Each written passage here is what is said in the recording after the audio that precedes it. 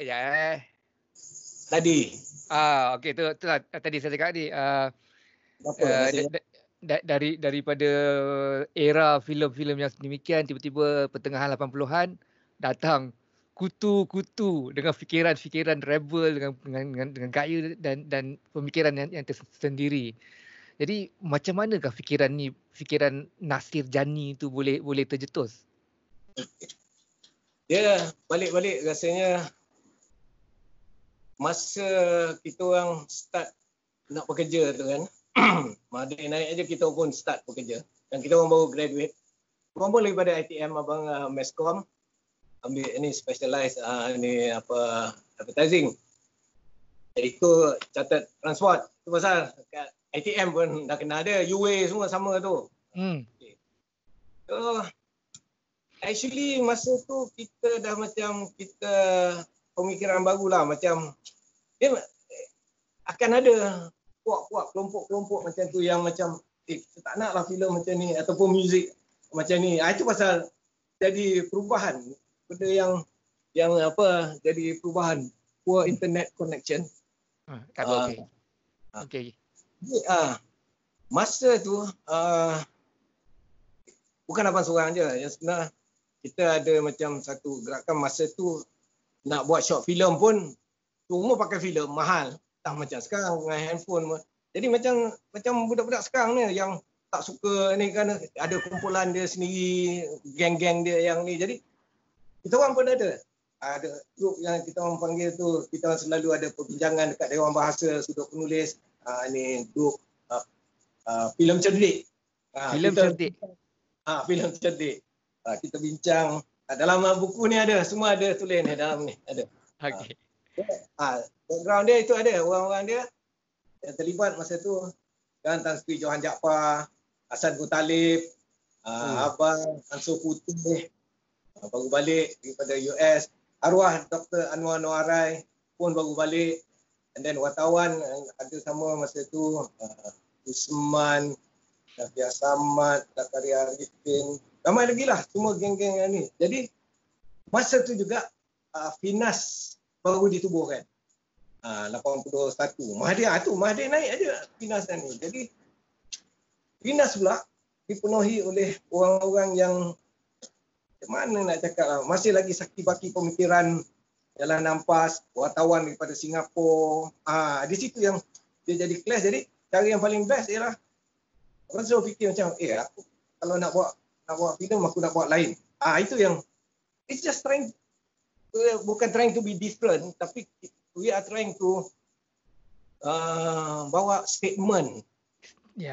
Statement yang masa tu orang tak fikir, tapi kita dah fikir kalau buat filem cerita pasal musical, takkan kita nak buat macam kisah seorang biduan, kisah macam superstar, masih lagi cerita pasal penyanyi lelaki ataupun perempuan kampung pergi. Jadi isu dia tak kumpak. Jadi itu statementnya. Sama juga Rahim Razali dengan abang. Statement, mekanik, Rafjam, masalah kan. Jadi pemikiran tu dah sama lah. Pemikiran tu dah sama. Bukan abang seorang ni. Bukan. Ya, betul. Bukan. Masa tu dah nampak dia punya orang kata jangan bergerak ke arah tu. Bergerak untuk buat pembaruan. Ya. Jadi itu je. Dan dibantu pula masa tu dengan orang kata perbincangan, kita baca buku, kalau ada chance tengok filem dekat kedutaan Jepun ke Perancis ke, masa tu belum ada ni semua kan. Kalau nak tengok filem Seven Samurai pun kena tunggu Jepun buat embassy buat ni kan. So benda-benda macam tu lah. Itu yang bila dapat peluang orang buat pembaruan daripada segi pemikiran dan statement dalam filem tu. Jadi kita tinggalkan cuma yang Jin Samsudin punya Tiada Esok punya siri, Oda Esok punya siri dan melodrama Melayu yang sebelum tu lah. Yang banyak bekas pengarah daripada Singapura lah buat. Itu. Jadi bermula dengan abang, itu yang betul anak Piau ni, anak watan Malaysia. Yang best tu you represent the voice of your generation tu. Ya. Dan memang saya pula kena minta maaf dengan untuk on behalf of generasi yang baru ni.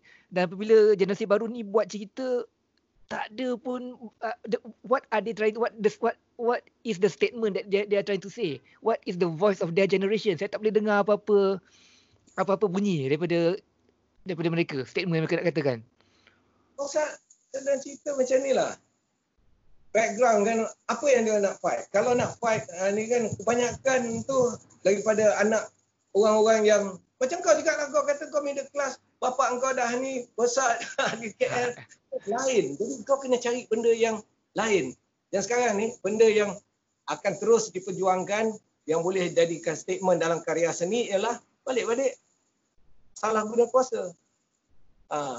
Itu aja. Banyak kau boleh jadikan ni sebagai bahan. Salah guna kuasa. Itu. Dan juga sekarang ni masalah macam, okey, Rozana cinta 87. 30 tahun dulu, tahun 87, gua dah buka cerita LGBT ni. Tapi I made the statement. Tapi takkanlah gua juga nak settlekan benda tu. Itu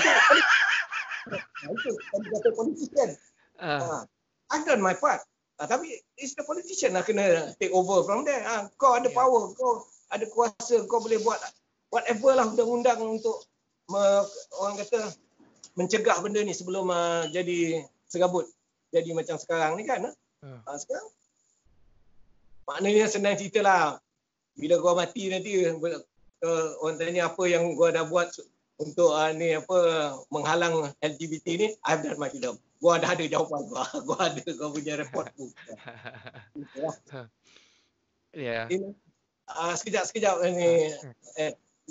Mana cik? Pergi balik. Ni Sekejap. Ni macam internal storage is running low and performing is declining. Tak. Tapi kira on saya punya part, okey, tak ada apa gangguan. Itulah tadi abang cakap, betul lah. Statement apa yang kita kena buat, salah guna kuasa, rasuah, banyak benda kita baca. Cumanya masalahnya kita don't have the balls, abang. We don't have the balls of steel macam mana that you have. Itu ada macam cakap. Anwar Ibrahim pernah abang masa dulu ikut parti-parti ni lah. Bahkan masa masih kan ada juga berceramah apa semua. Betul lah abang. Sebab cakap macam the whole thing yang buat jadi taik ni, semua ni bidang kita ni ialah politician. Contoh kita tengok. Politician dia kalah dengan godaan duit. Kan? Jadi menteri pun untuk jaga. Tak ada menteri yang jaga artis. Tak ada menteri. Setakat ni, give me a name yang menteri yang membela artis. Give me yang habiskan cetak rompak. Ataupun sekurang-kurangnya adalah orang kata benda-benda yang menghasilkan orang kata pulangan yang sepatutnya kepada karyawan kita, penyanyi ke, especially penyanyi lah. Tak ada.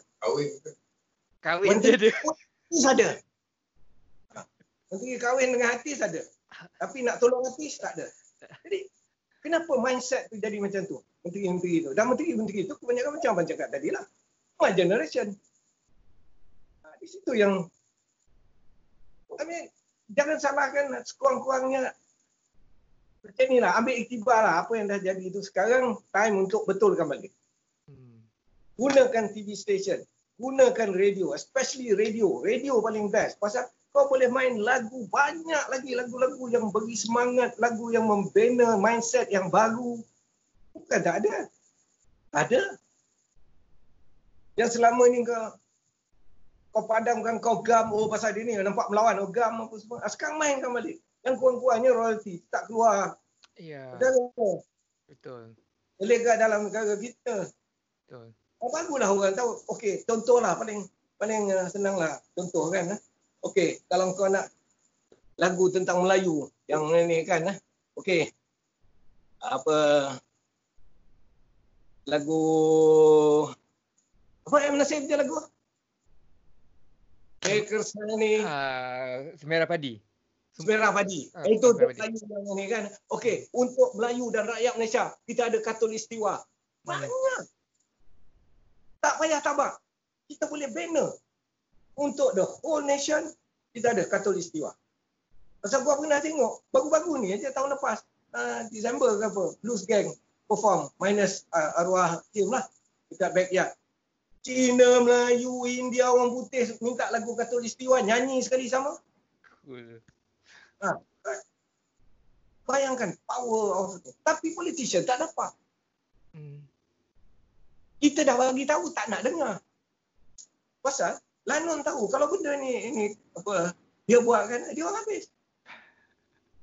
Nampak balik-balik kita sekarang berkarya dalam satu sistem kapitalis. Kapitalis dia tak peduli. Cina tu dia tak dengar pun lagu Melayu. Yang buat cetak rompak filem pun dia bukan tengok pun filem Melayu. Janji boleh buat duit. Dan kita pula bagi ruang pada dia. Malaysia ni kan terkenal sebagai pirate heaven. Kenapa? Di situ yang masuk balik pada persoalannya ialah kuasa politik. Menteri lah yang jaga seni ni. Kena faham apa yang telah berlaku sejak zaman P. Ramlee lagi. Kan kau tak? Dan pada orang macam apa orang kata, mana nak cakap?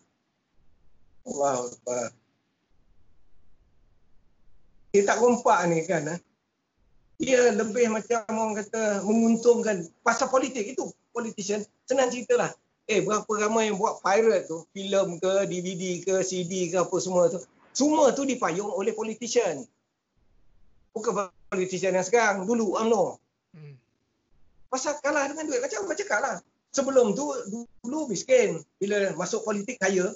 Dan Cina ni tengok boleh ni. Nampak? Itu aspek balik punca dia itu. Siapa membenarkan suasana itu terjadi? Mahathir. Kenapa Mahathir tak take action? Dia galakkan lagi ada. Tok Mat dibagi ni apa semua. Bukan dia. Gua rasa dia tahu. Tapi menguntungkan. Because Lanon ni semua dipayung bila nak perhimpunan UMNO apa semua. Orang lah. Dia bagi berapa juta ni nak perhimpunan. Nama hari itulah yang abang itu kau sebut tu. Semua ada dalam buku ni. Buku ni. Semua ada. Menteri-menteri yang disebut dah mendengar tu. Tu semua. Kalau baca buku tu, semua gua dah tulis dah. I've done my part. Kalau gua mati pun, kalau orang nak cari sejarah tentang, katakanlah lepas ni dah tak ada lagu Melayu kan semua dah. Kenapa? Apa saya cerita rompak? Macam mana nak tahu kenapa masalah tu? Gua dah siap tuliskan. Sebelum gua mati, gua dah siap tuliskan. Baca je lah nanti. Kau tak sedar lagi macam mana? Itu je. Masalah is power. Power. Dan kalah bila dapat duit. Politician kita kalah dapat duit. Macam cakap tadi lah. Takkan ketua menteri pakai Ferrari. Artis lah pakai Ferrari. Patutnya. Balik. Lepas tu,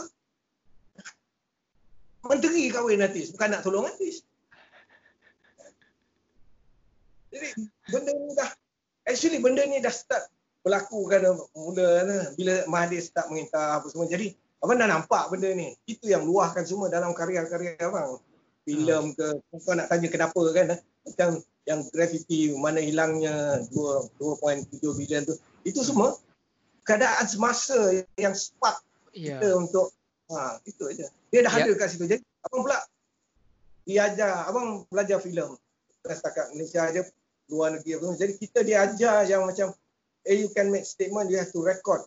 Film is not only recording of life, but statement. You are recording history, you are recording future.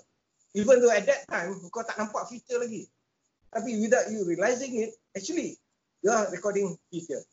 Tapi apa future tu terpulang kepada director. Kalau ada director tu nampak, dia nampak lah. Bukan semua director nampak. Alhamdulillah lah gua nampak benda tu. Jadi gua masuk kan. Nampak sekarang orang boleh buat reference. Betul lah. Lu tengok gambaran seniman jalanan tu shot M. Nasir atau belakang background. Mana hilangnya. Ikonik. Ya, nanti tengok lagi. Saya tu antara shot yang saya suka tu yang masa dalam bilik dia yang lilin-lilin banyak tu, lepas tu dia duduk, lepas tu dia buka rambut dia tu. Scene yang saya ingat tu lah, yang dia buka rambut dia. Dan satu scene lagi saya selalu buat lawak dengan Abang Nasir, M. Nasir. Abang, dia yang dalam kereta dengan Maureen tu. Lepas tu Morin nak ngorat M. Nasir. Lepas tu M. Nasir macam ngelak-ngelak. Lepas tu Morin cakap, you ikut dakwah ke? Kan? You orang you orang dakwah ke? Lepas tu dia cakap apa? Semua orang dakwah ke apa? I rugged Muslim ke? Wah, rugged Muslim. Gua rugged Muslim. Itu siapa punya line tu, bang? Macam mana? Siapa punya line tu? Memang dalam skrip tu ataupun at that time abang ataupun abang Nasir M. Nasir yang punya line. Abang. Actually, keras abang. Sekejap. Jadi dialog rangka dia tu ada macam kenapa ni kan, tapi kita improvise, bukan tambah, kita improvise. Pasal masa tu pada kita dia syuting bareng ni, dia macam semangat tu. Bisa dengan tu, lepas tu kita semakin semangat brotherhood untuk lawan ompak ni. Jadi automatik dia banyak idea baru sampai boleh kita improvise dekat dialog, yang selalunya dialog lah. Abang, sekejap. Abang punya line tersangkut dah. Saya